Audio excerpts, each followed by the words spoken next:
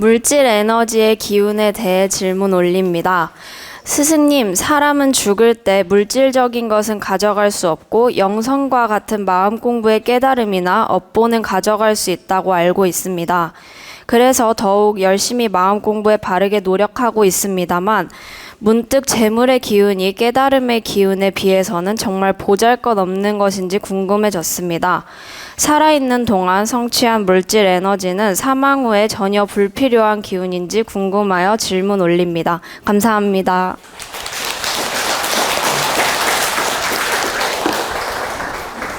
아주 좋은 질문입니다. 여러분이 열심히 직장을 다니든 사업을 하든 또는 장사를 하든 해가지고 돈을 예를 들어서 10억이든 100억이든 벌었다고 합시다. 이렇게 큰 돈을 벌어가지고 나이가 들어서 한 80, 90까지 살다가 죽게 됐어요. 근데 그 돈을 다 못 쓰고 한 10억이라면 한 3억만 쓰고 7억을 남겨놓고 죽었어요. 그럼 이게 의미가 없냐? 이 질문이에요. 그죠? 이 남긴 자산을 어떻게 남겼느냐에 따라 의미가 있기도 하고 없기도 합니다. 나머지 7억이란 재산을 공익적으로 잘 쓰게 남겼다. 이건 큰 업적을 남긴 게 됩니다. 또 후손들한테 남기더라도 후손이 바르게 잘 쓸 수 있게 남겼다. 의미가 있는 겁니다. 응? 이해가 되시죠? 또 그 나머지 7억이란 자산을 내가 어떤 공익단체든 아주 뜻있는 단체에 내가 죽거들랑 이걸 나머지 재산을 잘 운영해서 이 사회를 득되게 써달라고 이렇게 공익단체에 맡겼어요.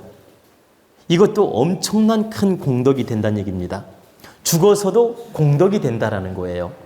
그리고 그 영혼에게도 도움이 된다. 이 공덕의 업적을 가지고 간다는 뜻입니다. 그래서 물질을 남기는 것이 의미가 전혀 없다고 생각하면 안 돼요. 어떻게 남기느냐에 따라 의미가 있고 어떻게 남기느냐에 따라 의미가 없을 수 있다. 오히려 물질을 남기는 것이 죄악이 되는 경우도 있어요. 하나만 예를 들어 볼까요? 10억 자산을 남겼는데 자손들을 두세 명한테 이제 유언도 못하고 남겼어. 그러니까 자손이 한 3남매가 있는데 한 10억 자산을 유언도 못하고 남겼어요. 그래가지고 이 3남매가 유산 가지고 싸움질을 해. 그래가지고 형제 간에 막 싸움질을 하다가 의리를 상했어. 그래가지고 형제 간에 제사도 안 지내고 남남이 됐어. 근데 이 사람이 10억을 안 남겼으면 그 형제 그렇게 분쟁 안 하거든. 의리도 안 상하고. 근데 이 10억을 남기는 바람에 형제 간에 개판이 된 겁니다. 의리 상하고, 분쟁이 생기고, 그리고 서로 얼굴마저 안 보게 되고, 또는 재판까지 하고, 이 재산 때문에, 유산 때문에, 바로 재판까지 하는 그런 불경한 일이 생긴다는 건 뭡니까? 이건 재산을 잘못 남긴 거죠. 이때는 재산을 남긴 게 죄악이 된다. 크게 죄를 진 게 된다는 뜻입니다. 그래서 여러분이 돈을 열심히 벌어가지고 자손한테 물려줄 거라면 똑바로 물려줘야 돼요. 유언도 안 남기고 대충 물려주고 나서 자손들 분쟁시키고 싸움질시키고 갈등을 일으키게 만들면 그 죄의 대가를 여러분이 죽어서도 치르게 됩니다. 그 잘못된 대가, 유산을 남긴 대가를 치르게 된다. 어떻게 치를까요? 물질을 바르게 못 남긴 대가로서 그 영혼이 심판을 받을 때 나쁜 쪽으로 심판을 받아요. 그래가지고 지옥에 떨어질 수도 있습니다. 오히려 너는 물질을 주었더니 물질을 개판으로 쓰다가 잘못 남기고 왔으니 너는 그 벌을 받아야 된다 해가지고 써보지도 못하고 저승 가서 더 벌을 받아. 엄청나게 무서운 얘기죠. 그래서 물질을 잘못 남기면 오히려 지옥 안 갈 건데도 지옥 가는 일이 생긴다 이 말이에요. 그래서 돈 많고 부자가 천당 가기가 어렵다고 하는 겁니다. 왜 그러냐면 돈을 많이 벌었어. 근데 이걸 보세요. 피땀 흘려서 자기 노력으로 번 사람도 있고 그냥 남의 에너지를 모아놓은 사람도 있잖아. 남의 에너지를 도둑질 하다시피 재산을 모은 사람도 있잖아. 응? 그리고 자기 노력으로 번 사람도 있고. 그러면 남의 에너지를 막 뺐다시피 돈을 번 사람은 뭐야? 1차 죄를 진 거 아닙니까? 근데 그걸 공익적으로 잘 쓰면 본전은 되는데 쓰지도 못하고 남겨가지고 형제간에 싸움질을 시키고 뭐 자손들한테 이렇게 분쟁시키고 자손들을 개판으로 만들었어. 이 제업이 얼마나 크겠습니까? 그래서 오히려 그 물질이 자기를 더 자승자박하는 꼴이 될 수도 있고 지옥으로 가는 직행길이 될 수 있다. 그래서 물질은 잘 남기고 잘 쓰면 내가 죽은 다음에라도 좋은 공덕이 되고, 잘못 남기고 이걸 잘못 유산을 이렇게 남기고 헛되게 마감을 하면 오히려 더 큰 죄악이 되며 업을 짓는 꼴이 되며 저승가서도 몽달 귀신이 될 수가 있다. 그리고 하나만 여러분한테 물어볼게요. 재산을 100억을 모아놓고 한 번도 못 써보고 그냥 어느 날 훅 간 사람이 억울할까요? 한 100억을 벌었는데 한 90억은 다 쓰고 10억만 남기고 간 사람이 억울할까요? 빨리 말해봐요. 그러면 저승 가서 한이 남는 사람이 누구겠어요? 100억 남긴 사람이 한이 남잖아. 아, 그래 안 그래? 그러면 100억을 더 많은 돈을 남겼는데 이 사람은 더 몽달 귀신이 되잖아. 더 집착 귀신이 되고.